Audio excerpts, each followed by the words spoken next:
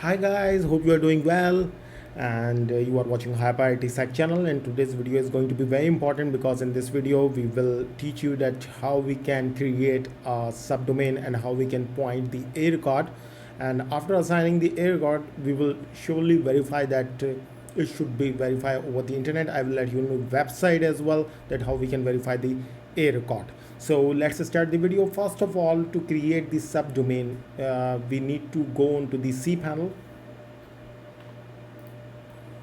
Inside the cPanel, when you will be inside the cPanel, onto the search bar, or you can navigate manually as well, but it is little bit time taking, so I'm going to search it. You can also search it, or you can navigate manually as you want.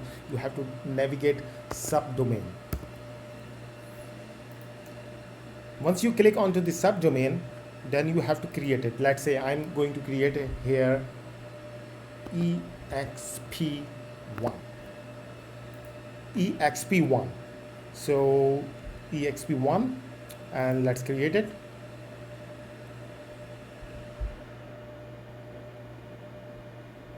Once it is created, it should be inside the list or within the list. You can see that we have the domain exp1.bnbcloudservices.com. So once the domain is created, we have to check onto the DNS checker that it is pointed or not, because we didn't assign the A record. So I'm going to verify you in front of you, going to verify it in front of you so that the concept become clear. So go into the, just type DNS checker. You will get a first link. Then our domain is let's say exp1.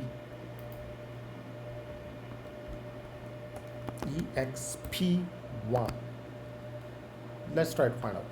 You can see that it since we didn't assign the A record, so it is not available globally. So obviously we cannot deploy anything over this subdomain. So in order to do so, we have to add the A record. So I think the concept is very much clear now. So in order to add the DNS record, we have to go inside the DNS manager, or you can navigate DNS manager from the main panel as well. So once you click the manage DNS, you will get a lot of entries. Scroll down, going to the last, and in the last you have to enter your domain exp1 dot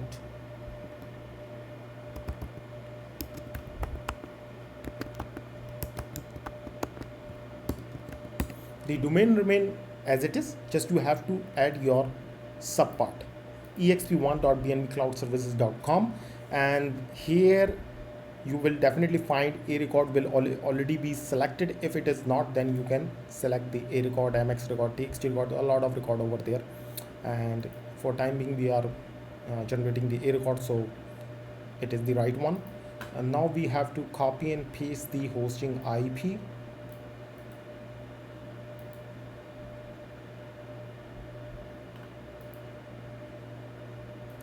This is the IP basically of your main domain. So you have to copy and paste your main domain IP into the field of IP, and just you have to update DNS. So some people says that it takes a lot, a lot of time, and some people says it takes 36 hours, 24 hours. So all is correct. There is no doubt, because from the hosting end, it is always be recommended that once you advertise the or propagate the DNS record, or you enter the new DNS record, you should at least wait for 24 hours. It is correct. So but in most of the cases, in within 5 to 10 minutes or within 2 minutes, DNS records are updated, but it is highly recommended to wait for 24 hours, because once your domain records are properly propagated, then there is a minimum chance of error. So the peoples are absolutely right who says that 24 hours or 36 hours, they are absolutely correct, and the hosting services also recommend this. So I think DNS record is updated, should be updated, because we just created it. So hopefully some records will be updated and we will get a green tick. So let's check it. Yes, you can see that. With the passage of time, all will be green. Some are green tick, some are red cross, and with the passage of time, things will be more green tick. So everything is good now. So that's all for today's video. Now the one more thing I would like to that you have created the domain. So where will be the folder of this domain if you want to deploy something? So let me cover this thing as well in this video. And you have to go inside the cPanel. Inside the cPanel,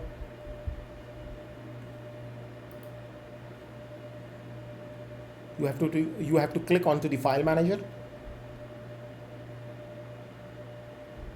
If you remember that the address was in the field, you can go onto the back of the video and you can check it, the address of your subdomain. It was something like public HTML slash, and then, so in our case it will be public HTML slash exp1. So double click on HTML folder. Inside the file manager, double click onto the public HTML folder, and you can see that exp1, it has been created. Now double click on it. Now whatever you want you can deploy over here, and if you have a website you can copy and paste the website. It will be operational, and you can onto the Chrome browser or Mozilla, whatever you want. So once you place your application or website, it will be run successfully. Thank you so much for watching this video. Like, subscribe our channel, and forward to your family and friends. See you in the next video. Bye.